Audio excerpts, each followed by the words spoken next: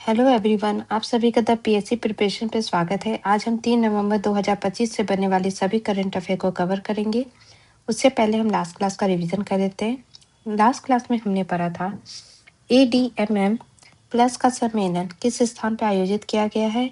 कुलालमपुर। पद्मश्री से सम्मानित किस हिंदी साहित्यकार का निधन हो गया है? रामदरस मिश्र। देश के कितने पुलिसकर्मियों को केंद्रीय गृह मंत्री दक्षता पदक प्रदान किया गया है? 1466। यूनेस्को द्वारा भारत के किस शहर को क्रिएटिव सिटी ऑफ गैस्ट्रोनॉमी घोषित किया गया है? लखनऊ। किस देश के राष्ट्रपति द्वारा फिलिबस्टर संसदीय प्रक्रिया को समाप्त करने की मांग की गई है? America. 12th pro kabaddi league का खिताब किस टीम द्वारा जीता गया है? दिल्ली दबंग पुनेरी पल्टन को हरा के। किस संस्था द्वारा सुपरसोनिक जेट X-59 का परीक्षण किया गया है? नासा। अमेरिकी वैज्ञानिकों द्वारा किस महाद्वीप में धरती का सबसे पुराना बर्फ खोजा गया है? अंटार्कटिका। ये थे लास्ट क्लास के रिवीजन। अब शुरू करते हैं आज की क्लास को। पहला क्वेश्चन है, इसरो द्वारा GTO में स्थापित देश का सबसे भारी उपग्रह का नाम क्या है जो अभी लॉन्च किया गया है? इसका सही आंसर है CMS-03। ये सैटेलाइट का नाम है और जिससे इसे लॉन्च किया गया है उसका नाम है LBM-3M5।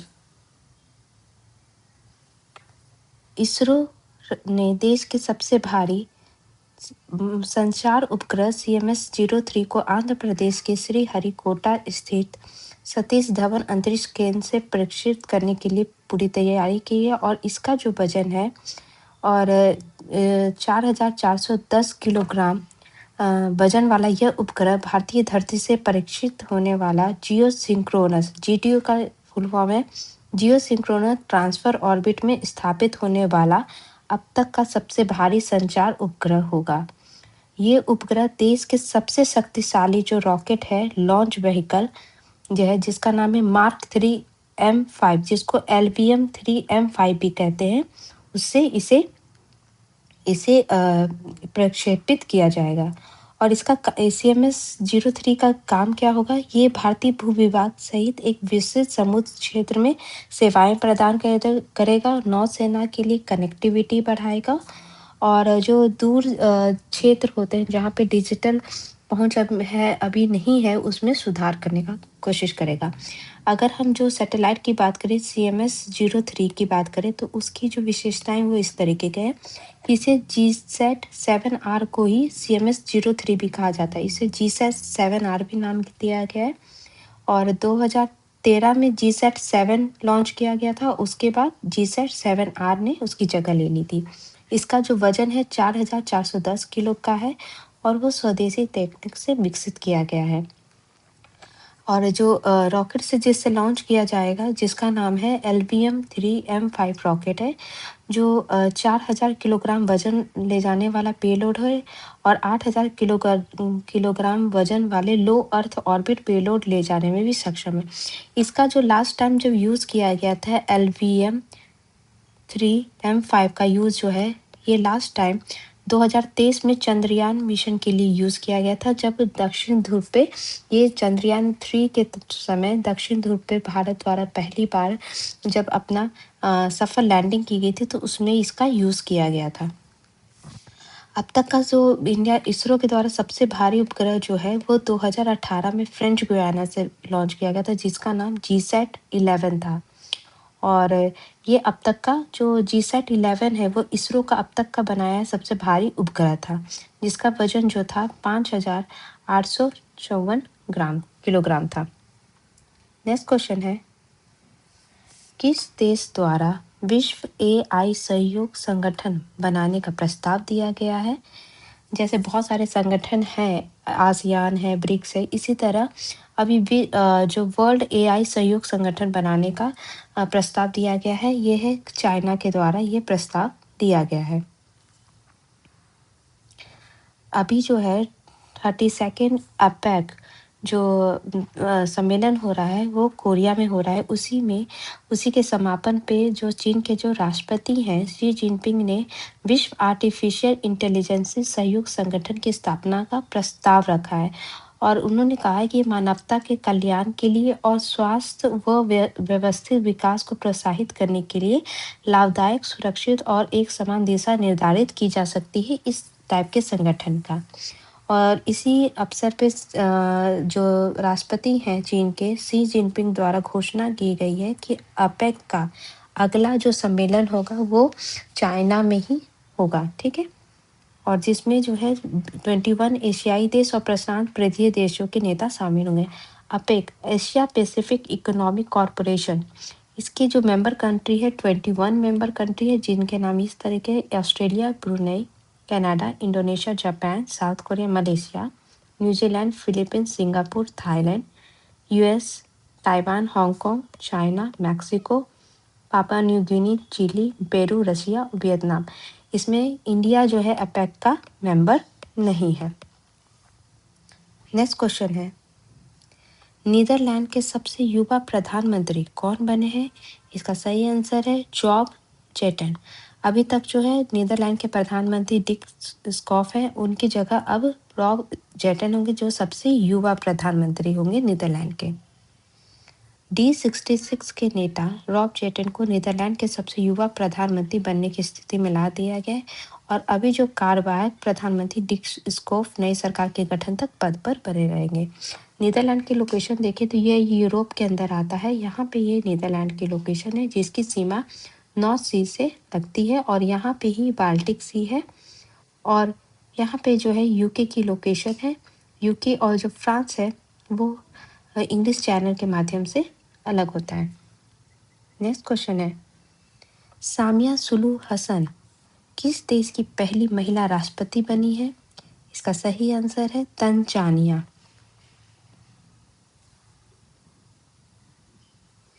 तंजानिया के मौजूदा जो राष्ट्रपति हैं सत्तारूढ़ चामा चा मापी दुंजी पार्टी की सामिया सुलू हसन ने राष्ट्रपति चुनाव जीत लिया है और उन्हें 97.66% वोट हासिल हुए हैं।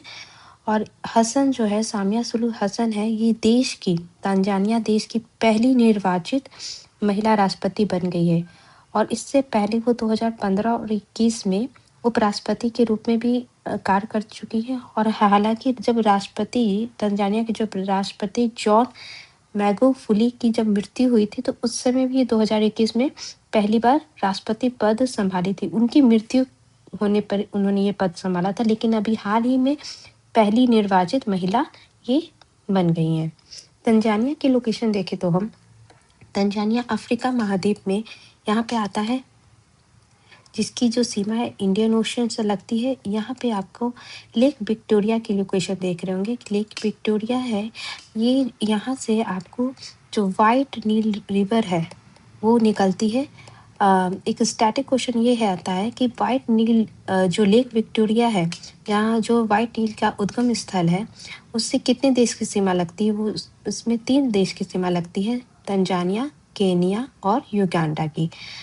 रवांडा और ब्रुनेई की इनकी सीमा इस लेक विक्टोरिया से ले लगती है। नेक्स्ट क्वेश्चन है, किस भारतीय टेनिस खिलाड़ी द्वारा संन्यास की घोषणा की गई है? इसका सही आंसर है रोहन बोपन्ना। जो इंडियन मेल के टेनिस खिलाड़ी हैं और 2 बार के ग्रैंड स्लैम विनर भी रहे हैं, रोहन बोपन्ना द्वारा टेनिस से संन्यास की घोषणा की गई है। और अभी तक इंडिया में 4 जो है खिलाड़ी ऐसे हैं टेनिस के जो कि ग्रैंड स्लैम जीत चुके हैं। एक है आपके रोहन बोपन्ना, दूसरे लिएंडर पेस, महेश भूपति और सानिया मिर्जा। नेक्स्ट क्वेश्चन है, दुनिया का सबसे बड़ा पुरातात्विक संग्रहालय किस देश में बनाया गया है? इसका सही आंसर है इजिप्ट। मिस्र ने गीजा के खुफू पिरामिड के पास ग्रैंड इजिप्टियन म्यूजियम का उद्घाटन किया है। इस संग्रहालय का नाम है ग्रैंड इजिप्टियन म्यूजियम। इसे दुनिया का सबसे बड़ा पुरातात्विक संग्रहालय कहा गया है। इस संग्रहालय में लगभग 1,00,000 कलाकृतियां रखी गई है जो मिस्र के इतिहास के 7,000 साल तक के समय को दिखाती है। और इसका सबसे बड़ा आकर्षण जो है राजा तुतनखामुन का मकबरा है और पहली बार इसका पूरा खजाना एक जगह प्रदर्शित किया गया है। अभी मैं जो आपको अफ्रीका में जो नाइल नदी का जो लोकेशन बता रही थी, यहाँ पे आपने देखा था लेक विक्टोरिया से आपकी वाइट नील नदी निकलती है और यहाँ इथोपिया है। इथोपिया से जो लेक ताना है यहाँ से ब्लू नील नदी निकलती है और ये दोनों वाइट नील और ब्लू नील जो है खार्तूम में जाके ये यहाँ पे मिलती है और इसके बाद इनको नाइल रिवर कहा जाता है जो कि इजिप्ट होते हुए, ठीक है, इजिप्ट होते हुए बहती है और यहीं पे नाइल नदी पे इजिप्ट में आसवान जो है बांध का निर्माण किया गया है और ये कायरो, इजिप्ट की जो राजधानी है कायरो होते हुए मेडिटेरियन सी में गिर जाती है। नेक्स्ट क्वेश्चन है, आईसीसी महिला क्रिकेट विश्व कप 2025 के विजेता कौन रही है? उसका सही आंसर है इंडिया। इंडिया ने साउथ अफ्रीका को हराकर ये जो जीत है अपने नाम की है, जो कि बहुत गर्व की बात है। 47 साल का लंबा इंतजार, अधूरे सपने और वर्षों की मेहनत, ये सब कुछ रविवार उस समय पल में समा गया जब हरमनप्रीत कौर की कप्तानी में भारतीय महिला क्रिकेट टीम ने दक्षिण अफ्रीका को 52 रन से हराकर पहली बार महिला वनडे विश्व कप अपने नाम किया है। और इस सीरीज में player of the match Shefali Verma रही हैं और player of the series Deepti Sharma रही हैं। और अब तक के विजेता में जो है आप देख सकते हैं ऑस्ट्रेलिया जो सबसे बार विजेता रही है, उसके बाद इंग्लैंड और न्यूजीलैंड, और इंडिया के द्वारा अभी पहली बार जो है वर्ल्ड कप जीता गया है।